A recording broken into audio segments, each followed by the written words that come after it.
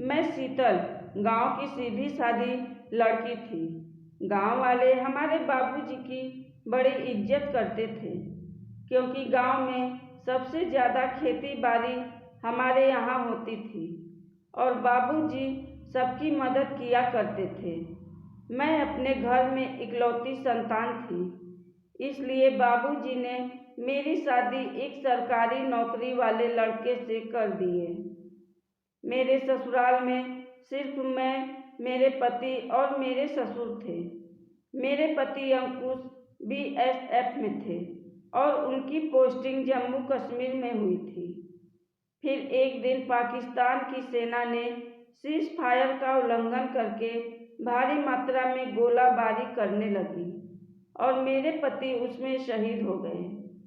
अब मेरी ससुराल में सिर्फ मेरे ससुर और मैं ही बची थी। अंकुश की मौत का सदमा मुझे और ससुर जी दोनों को बहुत हुआ था। 4 महीने लग गए हम लोग को नॉर्मल होने में। फिर एक दिन मेरे ससुर बोले, बेटी शीतल, अभी तू जवान है, खूबसूरत है, तेरे सामने पूरी जिंदगी पड़ी है, तू किसी लड़के से शादी कर ले। मैंने ससुर जी से कहा, नहीं बाबूजी, अब मैं सारी जिंदगी आपकी सेवा करूंगी, मैं आपको छोड़कर कभी नहीं जाऊंगी। अब धीरे धीरे दिन बीतने लगे।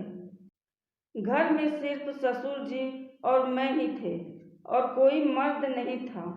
कई बार जब आंगन में मैं नहाती तो ससुर जी बाथरूम जाने के लिए निकल जाते थे। हमारे घर में टॉयलेट आंगन के किनारे ही है। कई बार मेरे ससुर जी मुझे नहाते हुए देख लेते थे। मैं अभी 26 साल की जवान विधवा थी और ससुर जी 45 पार हो चुके थे। जब रात होती तो मैं अपने पति को याद करके खूब रोती थी। एक दिन रात को अचानक मुझे उल्टी आने लगी। मेरी आवाज़ सुनकर ससुर जी आ गए और जल्दी से मेरे लिए एक बाल्टी पानी नल चलाकर भर दिया। मैं उल्टी कर रही थी। ससुर जी मेरी पीठ सहलाने लगे, जिससे मुझे शांति मिल जाए। फिर मेरे सिर में उन्होंने झंडू बाम लगा दिया। यह सब देखकर मुझे अपने ससुर से प्यार होने लगा था।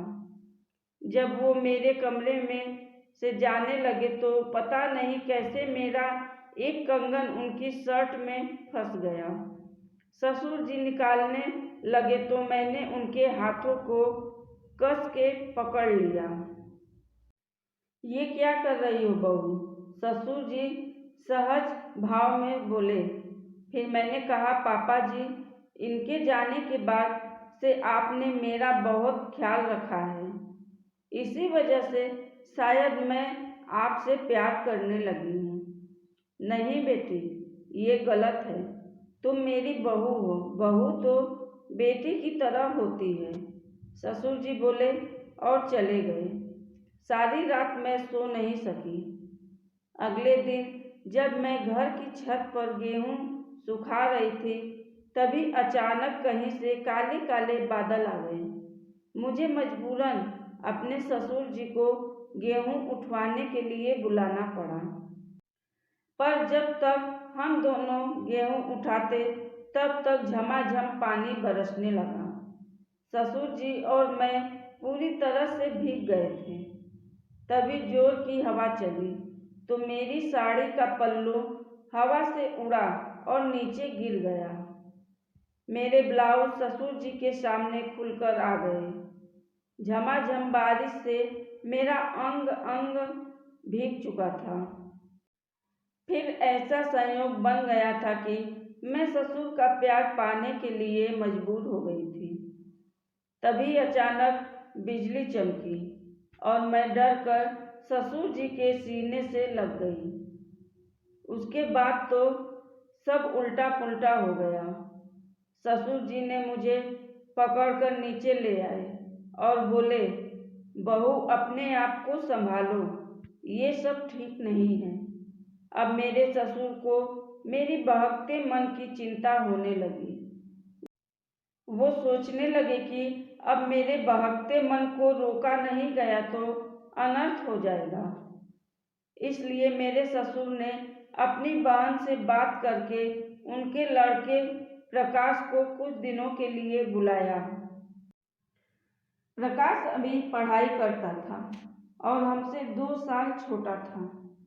प्रकाश मुझे दिन भर भाभी ये काम भाभी वो काम करके मुझसे चिपकने की कोशिश में रहता था। एक दिन उसने रसोई घर में पीछे से पकड़ लिया। मैं तो गुस्से में बोलने जा रही थी, तभी प्रकाश ने मुझे किस कर लिया। अब मैं उसको मना नहीं कर पाई, क्योंकि अंदर से मेरा भी मन था और मैं भी खुद को रोक नहीं पाई और किस करने लगी। धीरे धीरे हम दोनों इश्क लड़ाने लगे। मैं तो ससुर को अपना पति बनाना चाहती थी, लेकिन मेरे ससुर ने बहू को बेटी बनाकर प्रकाश से मेरी शादी करवा दिया। इस तरह मेरे ससुर ने मेरे बहकते कदम को रोक लिया। दोस्तों, आपको ये कहानी कैसी लगी? अगर आपको पसंद आए तो हमारे चैनल को सब्सक्राइब, लाइक व शेयर जरूर करें। धन्यवाद।